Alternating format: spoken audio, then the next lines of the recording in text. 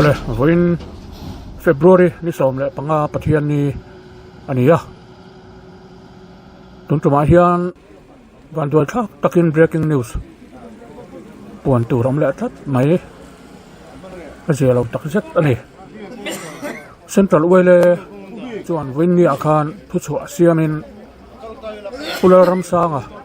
kumsom thum pasari pular ram sanga longtai eu siveng ami fapa chu lisom le patni February sang hi som ni le paruk tulkar ningani akhan max pickup MZ07 A2143 mangin salachua Burma a bungrua daina kala salachua hi amun po atheng nge ani ti riat ania amai ro chu zandar kovel atangin achin riat lovin aum zui tani tichuan ni som le pathum February zingkara salachua a Burma papakhat dor nei ne na tangin motor chabi le license techu pularam sanganaw pulal thamwana hena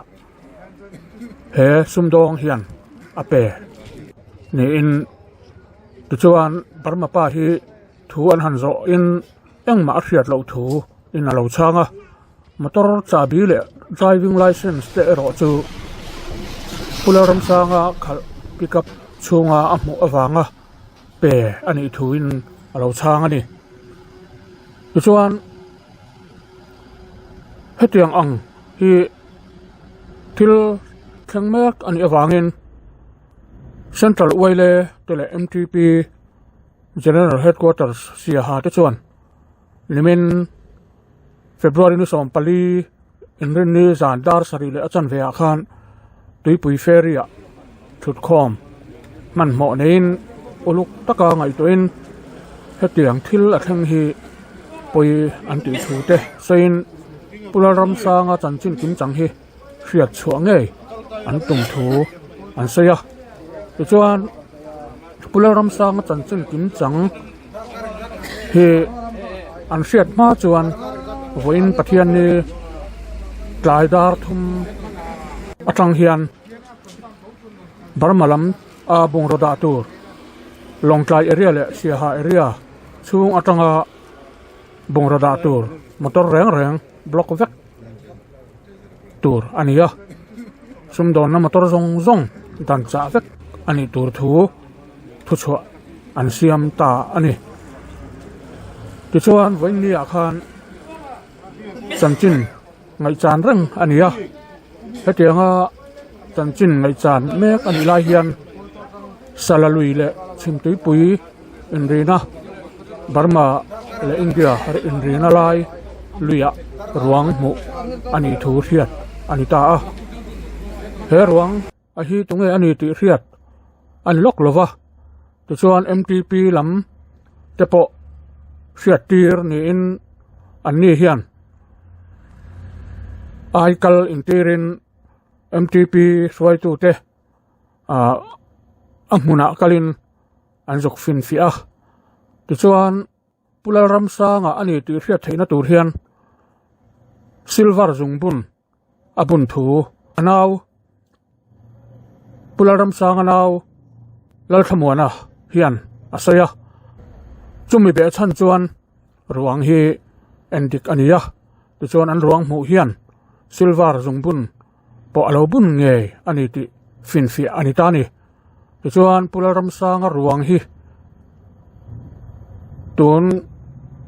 a hian dar nga le mili somli le paruk ania hriat theina hnung bera MTP general headquarters suai tu te hi salachua kal tumin ruang zuklak tum hian anin bo sai meka chuti rai chuan central wele suai tu tele longtlai pickup association suai tu te pularam sanga ruang muak tur hian anin bo sai mek boka tichuan za ina hian tuna hian an chuak anga MTP te hian anron let pui anga tichuan anin to na muna ruang hi anin hlan don ani thudon nai na tar lang dan chuan pularam sanga taksa hian soi sakna emo liam emo mu ani lo ni nan seya amai ro chu post mortem atangin thu chiang zo riat alani dona chuwang chuan pularam sanga ruang hiai siha district hospital emo longtlai district hospital emo endik anianga chumin nuwa chuan athi dan chiang tak riat ani dona ni hetiang ani mek lai hian voin tlai dar thum atanga sumdong motor barmalam pan turte ero chu tuma chuatir anni talova hei hi pickup association ten mala in tuna hian anin dang mek ti chuan sia halam pan tur ero chu an chuatira ti chuan he thil thleng hian enge athen chodon riat ani lova chuti rual chuan he sum don na kan kalpui me ka hian driver te tin sum dong te po kan film khur apoi mo hle maya thi na te alo thleng thina hang te hi alo then lo na turin central oil te mtp te thu chuak te po hi ngai chang thiam ta ila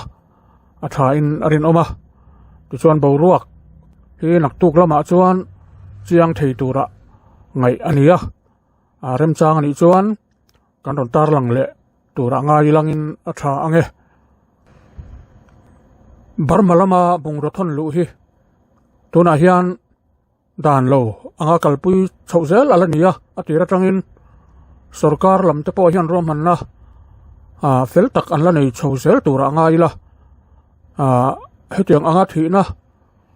athen to lo na turin ram ria in hlan mei te po hi thil thatak mai ni te po in alanga chutiang ang tur te po chuan rom han te po ala chhozel tura ngai ilangin atha ange ole kha pularam sanga boral chungchanga athina chungchanga kan hriat thei chin te ania naktuk lama update le kan ron tum don nia